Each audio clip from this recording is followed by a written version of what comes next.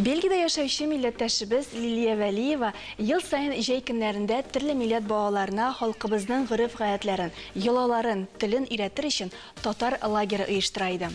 Bu yıl әлігі лагерға bağalar jıyılır mı? Әлі bu yılını barlıq dərislər onlaynığına ötər mi? Bu turda Liliya hanımның özündən sıraştık. Европа балаларына жайге каникул айларында biz татар лагері ұйыштырабыз. Ләкин бүгін билгеле инде, bu yılғы жайге көннәрдә biz мәҗбүр булабыз үзгәрешләр кертергә.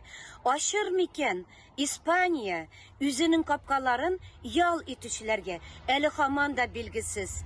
Гадәттәгечә без татар лагеребезне урта диңгез буенда август һәм июль айларында уздырабыз.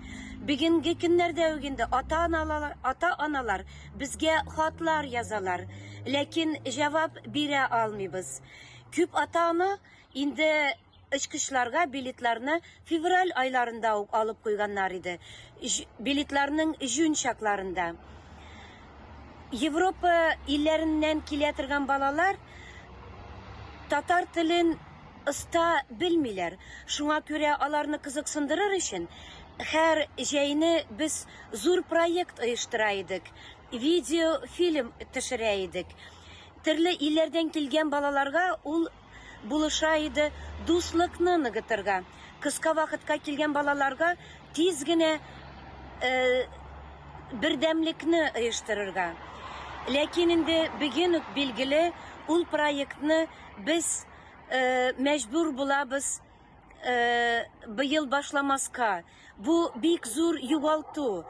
Бельгия татарлары бу лагерның оештыручысы һәм безгә инде бик тә кызганыч шушы проектыбызны югалту.